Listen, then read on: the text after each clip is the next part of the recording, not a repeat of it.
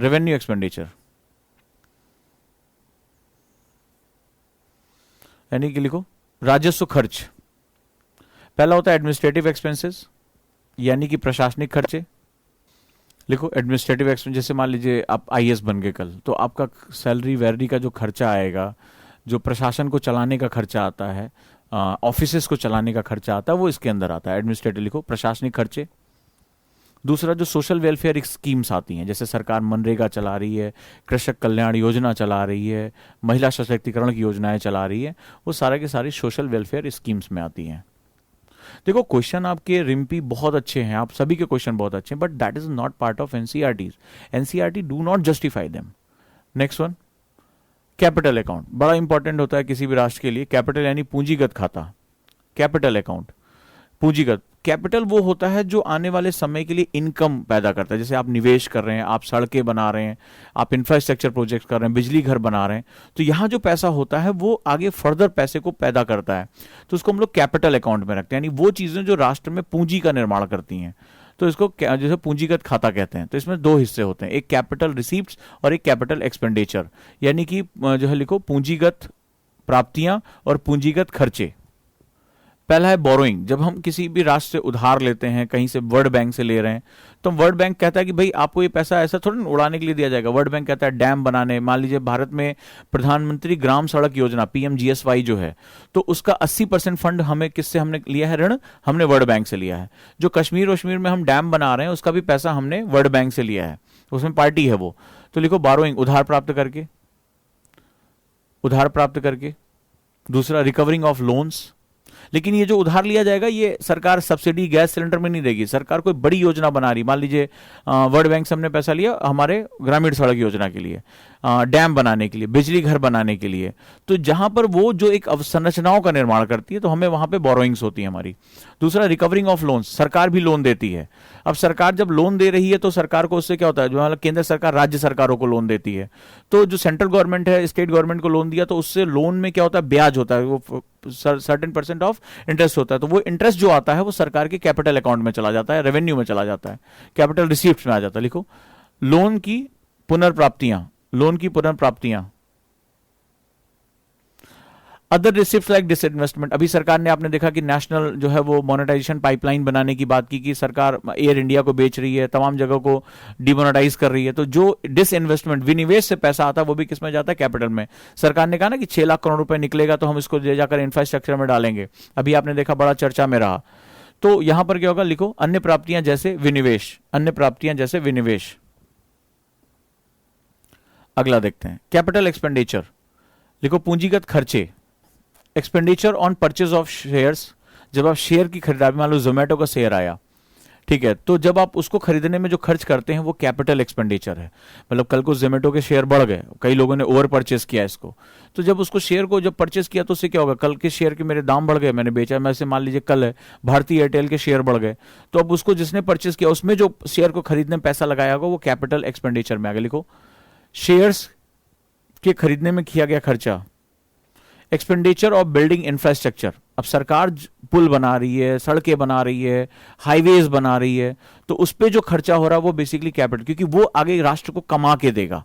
ठीक है, अभी मान लीजिए वंदे भारत नई ट्रेनें आ रही हैं, नई ट्रेन लाइन बिछाई जा रही है जो है, तो वो हमारा लिखो अवसंरचना निर्माण में किया गया खर्चा।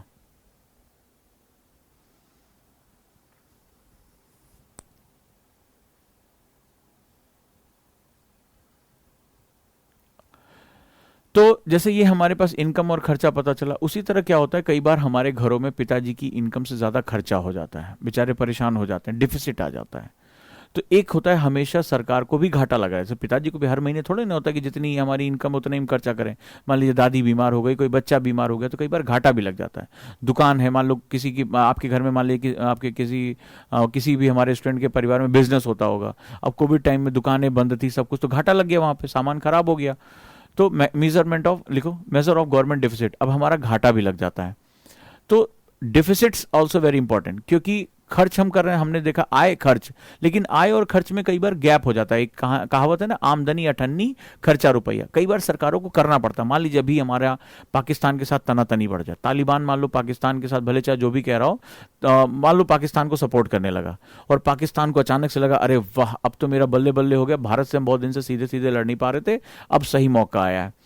तो अब अचानक से भारत को अपना रक्षा बजट क्या बढ़ाना पड़ेगा, मिसाइलें धड़ाधड़, उसको खतरा आ गया कि भाई पाकिस्तान किसी भी समय जो है वो अटैक कर सकता है, तो हमारा खर्चा अचानक से बढ़ना पड़ेगा। हमें क्या होगा, हमारी जितना हमने मान लिया हमने कहा था 10 रुपए हम डिफेंस बजट पे देंगे, लेकिन अब भाई युद्ध की नौबत आ गई, राष्ट्रीय सुरक्षा की बात आ गई, तो अब सरकार को 15-20 रुपए खर्च करना पड़ सकता है। इसराइल से खरीदेगा, रशिया से खरीदेगा, अमेरिका से खरीदेगा, जो 2 साल में खरीदना था वो बोलेगा नहीं मुझे अभी दो, अभी तो अटैक का खतरा बना हुआ है। तो ऐसी कंडीशन में क्या हो जाएगा, ऐसी कंडीशन में हम देखेंगे तो हमें वहां पर सरकार को अपनी जो एक एक्सपेंडिचर था, खर्चा था, उससे ज्यादा सरकार को घाटा लग गया वहां पे। तो कई बार ये घाटा जरूरी भी होता है, ये ऐसा नहीं कि ये नुकसान है, क्योंकि आपके पिताजी को घाटा है, मान लीजिए पिताजी को 100 रुपए इनकम थी, इस बार 200 रुपए का मकान उन्होंने खरीद लिया, मान लो 400 रुपए का मकान खरीद लिया, 300 रुपए उन्होंने घाटे पे किसी से लोन लेकर ब्याज लेकर, हमें होता नहीं चाचा मामा सबसे बोल दिया अरे भाई साहब आप हमारी मदद कर दिए थोड़ा सा, हम आगे चुका देंगे।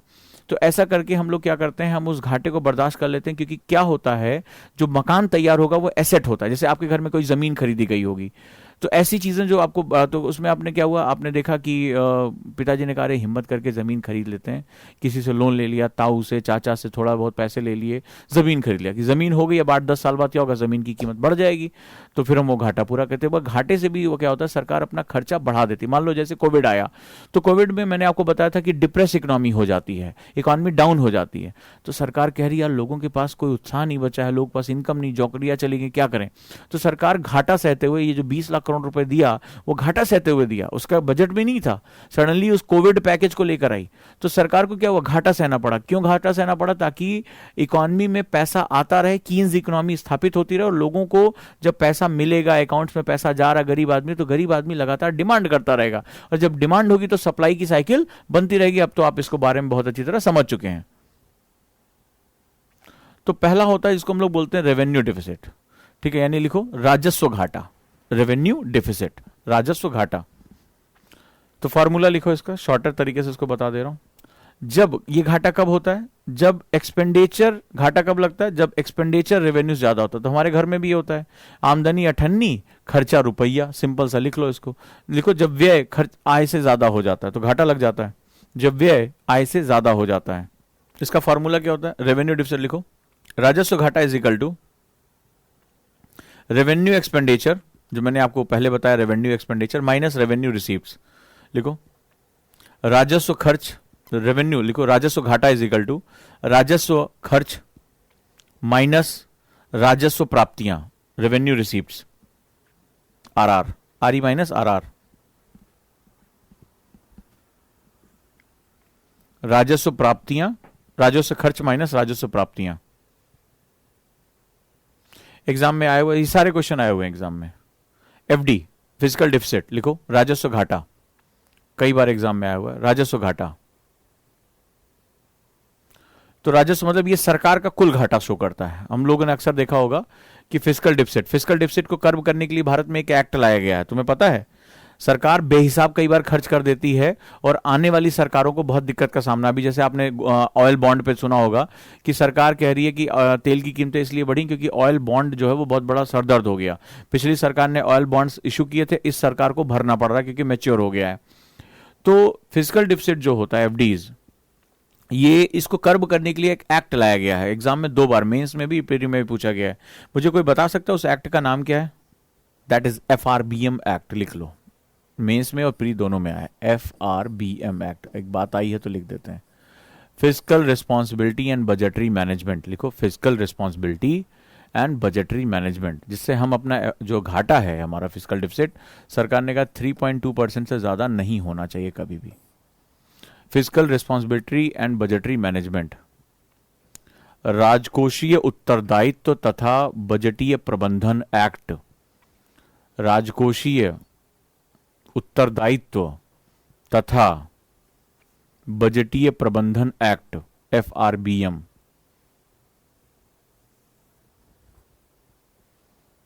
FRBM। चलो लिखो क्या होता है, लिखो राजकोषीय घाटा, टोटल एक्सपेंडिचर, कुल खर्च माइनस ब्रैकेट के अंदर रेवेन्यू रिसीप्ट्स, राजस्व प्राप्तियां, प्लस नॉन डेप्ट क्रिएटिंग कैपिटल रिसीप्ट्स, वह पूंजीगत प्राप्तियां जो बिना कर्ज के निर्मित हुई हों। जैसे भारत अपना ही खुद से कुछ बना रहा है, भारत ने अपने पैसे, वर्ल्ड बैंक से पैसा लेकर नहीं बनाया, अपने पैसे से कुछ बनाया जिसमें बोरोइंग्स ना हो, क्योंकि हम बोरोइंग करेंगे हमें लोन चुकाना पड़ेगा। तो कहता है कि राजस्व प्राप्तियां, कुल खर्चे सरकार के जितना भी खर्चा हुआ माइनस उसमें कर दो रेवेन्यू रिसिप्ट्स, क्योंकि हमारे लिए इंपॉर्टेंट होती हैं, प्लस नॉन डेप्ट क्रिएटिंग कैपिटल, क्योंकि जो मान लीजिए सरकार ने सड़क बनाई अपने पैसे से, अब सरकार टोल टैक्स लेगी तो सरकार की इनकम होती चली जाएगी, तो ये आप उसमें से घटा दो, जो बच गया वो फिस्कल डिफिसिट हो गया। प्लस नॉन डेप्ट क्रिएटिंग कैपिटल रिसिप्ट्स, यानी वो पूंजीगत प्राप्तियां जो बिना ऋण के बनाई गई हों, वो पूंजीगत प्राप्तियां जो बिना ऋण के बनाई गई हों। अगला आता है तीसरा जो होता है, ये भी एग्जाम में आया हुआ है, प्राथमिक घाटा, प्राइमरी, ये शायद आज से 3 साल पहले या प्री में आया था, प्राइमरी डिफिसिट, एग्जाम के लिए बहुत इंपॉर्टेंट है ये प्राइमरी डिफिसिट। तो लिखो primary, gross primary deficit is equal to, इसको सकल प्राथमिक घाटा भी कहते हैं, प्राथमिक घाटा या सकल प्राथमिक घाटा। लिखो प्राथमिक घाटा is equal to gross fiscal deficit, सकल राजकोषीय घाटा जो भी हमने पहले पढ़ा, सकल राजकोषीय घाटा minus net interest liabilities, minus net interest liabilities. लिखो कुल ब्याज का उत्तरदायित्व, तो सरकार को कितना ब्याज चुकाना है, सरकार ने किसी बैंक से लिया है, किसी वर्ल्ड बैंक से लिया है, RBI से लिया है, ओपन मार्केट से लिया है, खुले बाजार से, वो कितना उसके ऊपर लोन का उत्तरदायित्व है। लिखो सकल राजकोषीय घाटा माइनस कुल ब्याज देयता, कुल ब्याज देयता, कुल ब्याज देयता। नेक्स्ट वन, तो ये हमारा बजटिंग का प्रोसेस रहा। अब हमारा अंतिम जो पॉइंट है, इसके बाद इकॉनमी हमारी खत्म हो जाती है, आज हम इसको खत्म करके चलते हैं। बैलेंस ऑफ पेमेंट, आप अक्सर पूछ रहे थे तो मैंने आपको बताया था, अंतिम हमारा पार्ट है बैलेंस ऑफ पेमेंट, भुगतान संतुलन। तो भुगतान संतुलन का मतलब होता है, जैसे मैंने आपको बताया था, भारत एक ओपन इकोनॉमी है, पहले मैंने आपको पढ़ाया है। ओपन इकोनॉमी का मतलब बताया था कि in the era of globalisation हम we are the part of the complete economic system. इस भूमंडलीकरण के दौर में हम कई देशों के साथ आयात और निर्यात करते हैं।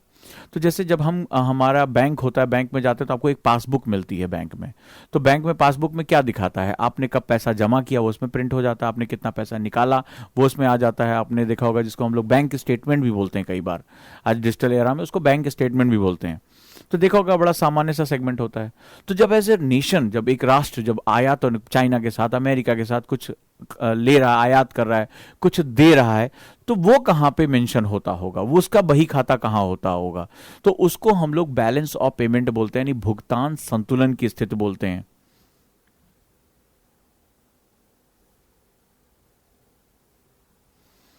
बैलेंस ऑफ पेमेंट, लिखो भुगतान संतुलन, इसके साथ ही हमारा इकोनॉमी खत्म हो जाएगा। लिखो बैलेंस ऑफ पेमेंट, भुगतान संतुलन की अवधारणा, लिखो डिफिनीशन, परिभाषा, क्या होता है भुगतान संतुलन। It is a comprehensive and systematic record of all economic transaction between normal residents of a country and the rest of the world. ठीक है, लिखो यह देश के लोगों का विश्व के साथ, देश के लोगों का विश्व के साथ होने वाले आर्थिक लेन देन की, होने वाले आर्थिक लेन देन का एक वृहद, होने वाले आर्थिक लेन देन का एक वृहद और बोधगम्य रिकॉर्ड होता है, वृहद और बोधगम्य रिकॉर्ड होता है या लेखा जोखा होता है, लेखा जोखा होता है। मतलब देश चाइना के साथ कितना इंपोर्ट कर रहा है, एक्सपोर्ट कर रहा है, अमेरिका के साथ कितना इंपोर्ट एक्सपोर्ट कर रहा है, ये सारा जहां रखा जाएगा बही खाता, उसको हम लोग, ये हमारे मुनीम भी करते हैं, हमारा देश भी करता है, उसको हम लोग बैलेंस ऑफ पेमेंट एक अलग खाता बना देते हैं। ठीक है, ये भी 1 साल के लिए होता है, जैसे बैंक में 1 साल होता है, ड्यूरिंग 1 ईयर। देखो यह एक वित्तीय वर्ष का लेखा जोखा है, एक वित्तीय वर्ष का लेखा जोखा है ड्यूरिंग अकाउंटिंग ईयर। आइए अब बैलेंस ऑफ पेमेंट्स में कितने अकाउंट्स होते हैं इसके बारे में बात करते हैं। लिखो accounts of balance of payment. जैसे अगर बैंक में हमारे सेविंग अकाउंट होता है, करंट अकाउंट होता है, डीमैट अकाउंट होता है, शेयर वेयर जो खरीदते हैं हम डीमैट अकाउंट से करते हैं, जो हम पैसा ला के रखते हैं उसको जो है वो सेविंग अकाउंट होता है। जिसमें आपने हमारे कोचिंग में एडमिशन लिया होगा वो हमारा करंट अकाउंट है। तो अलग अलग तरह के अकाउंट होते हैं। ऐसे तरह बैलेंस ऑफ पेमेंट का भी अपना एक अकाउंट होता है, उसमें अलग अलग तरह के अकाउंट होते हैं। लिखो accounts of balance of payment. भुगतान संतुलन के खाता, भुगतान संतुलन के प्रमुख खाते, प्रमुख खाते। पहला है करंट अकाउंट, ठीक है, करंट अकाउंट यानी चालू खाता, चालू खाता। जैसे बैंकों में भी आप जाते हैं ना, करंट अकाउंट्स होते हैं। तो चालू खाता जैसा नाम से बता रहा है कि अभी रिसेंटली में जो एक्सपोर्ट चल रहा है, इंपोर्ट चल रहा है, लगातार चल रहा है, वो उसका तात्कालिक रिकॉर्ड रखता है। ये लिखो it's record export and import of goods and services. यह वस्तुओं और सेवाओं के आयात और निर्यात, वस्तुओं और सेवाओं के आयात और निर्यात, ये सारे प्रश्न आए हुए हैं एग्जाम में, आयात और निर्यात का रिकॉर्ड रखता है। यह वस्तुओं और सेवाओं के आयात और निर्यात का रिकॉर्ड रखता है। करंट अकाउंट के कंपोनेंट भी पूछे गए थे, ये भी पूछा गया था और इसके कंपोनेंट भी पूछे गए हैं। लिखो कंपोनेंट यानी अव्यय, इसके अव्यय कौन कौन से हैं। पहला बोलते हैं यूनिलेटरल ट्रांसफर। लिखो एकल हस्तांतरणीय, एकल प्रवाही हस्तांतरण, एकल प्रवाही हस्तांतरण।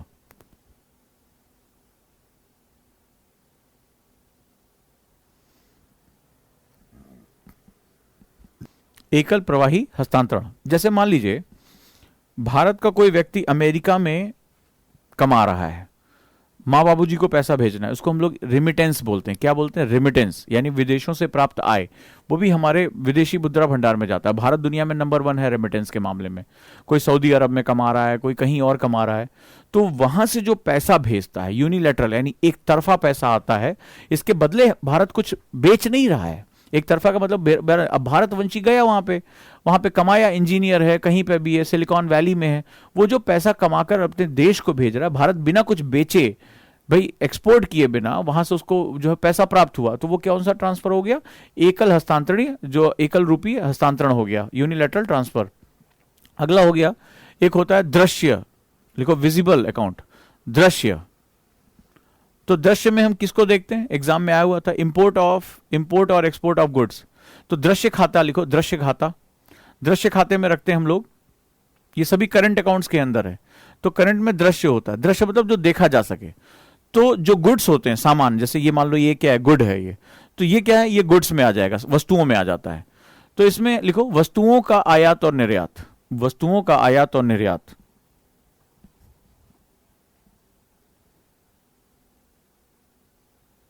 अब दीक्षा जैन पूछ रही है how the value of rupee in the world market decided. ये बहुत लंबा कॉन्सेप्ट है, एनसीईआरटी इसके बारे में बात नहीं करता। You have to think the gold tranches method क्या होते हैं, सरकार कितना रिसीप्ट्स रखती है, सरकार कितना गोल्ड जो है रखती है। इसमें कई स्टैंडर्ड्स आते हैं, गोल्ड स्टैंडर्ड्स अलग होते हैं। आज के समय में एसडीआर लेने लगे हैं, जो स्टैच्यूटरी ड्राइंग राइट्स होते हैं। तो that is a very larger concept, ये एनसीईआरटी को नहीं टच करता, एनसीईआरटी इसको जस्टिफाई नहीं करता है। ठीक है, तो वो बहुत लंबा चौड़ा कॉन्सेप्ट है। रुपए की वैल्यू को डिसाइड करने के लिए बहुत नए नए तरीके बता गए, नए प्रतिमान आ गए। नेक्स्ट वन, इंपोर्ट और एक्सपोर्ट ऑफ गुड, इनविजिबल, अदृश्य खाता। Import of export of services, इसमें सेवाएं रखते हैं, क्योंकि सेवाएं दिखती नहीं है। ठीक है, सेवाएं को आप कहीं जेब में रख के नहीं ले जा सकते। ठीक है, तो जैसे मान लो डॉक्टर ने आपका इलाज किया, तो उसको थोड़े ना स्टोर करके रख लोगे। वस्तु को तो फ्रिज में रख सकते हो, कहीं भी रख सकते हो, सेवाओं को इस तरह से नहीं रखा जाता। ठीक है, तो इसको अदृश्य में रखते हैं। देखो सेवाओं का निर्यात और आयात, सेवाओं का निर्यात और आयात। Income receives and payment from and to abroad. लिखो विदेशों से प्राप्त आय अथवा भुगतान का खाता। विदेशों से प्राप्त आय अथवा भुगतान मतलब हमें मिला या हमने दिया का रिकॉर्ड। ये 4 भागों में विभाजित होता है, विदेशों से प्राप्त आय अथवा भुगतान का रिकॉर्ड। तो ये हमारा हो गया करंट अकाउंट। ऐसे बैंकों में सेविंग अकाउंट होता है, वैसे एक होता है हमारा कैपिटल अकाउंट, बीओपी में हमारा होता है कैपिटल अकाउंट। लिखो पूंजीगत खाता। अभी जैसे कोई बच्ची पूछ रही थी ना कि वो विदेशी निवेश को कहां रखेंगे, तो देखो capital account, it relate to the sale and purchase of foreign assets and liabilities. लिखो इसका संबंध, कैपिटल पूंजीगत खाता में लिखो, इसका संबंध विदेशों में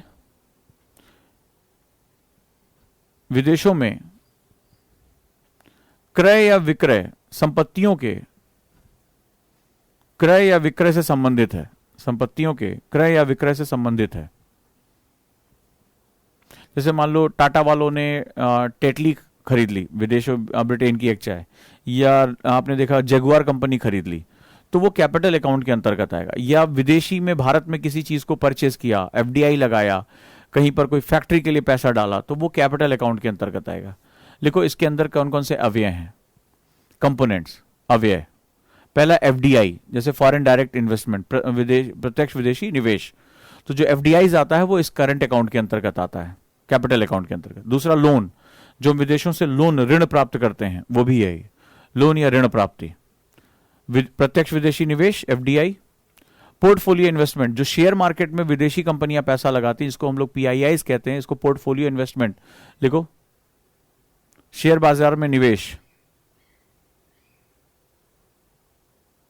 अगला बैंकिंग कैपिटल ट्रांजैक्शंस, ठीक है, जैसे कोई हमारे बैंकों को पैसा दे रहा है, मान लो हमारे बैंकों को, एसबीआई को और ज्यादा पैसा चाहिए, वो फॉरेन से पैसा ले रहा है, तो वो क्या होगा, बैंकिंग कैपिटल ट्रांजैक्शंस कहलाते हैं। लिखो बैंकिंग पूंजीगत स्थानांतरण,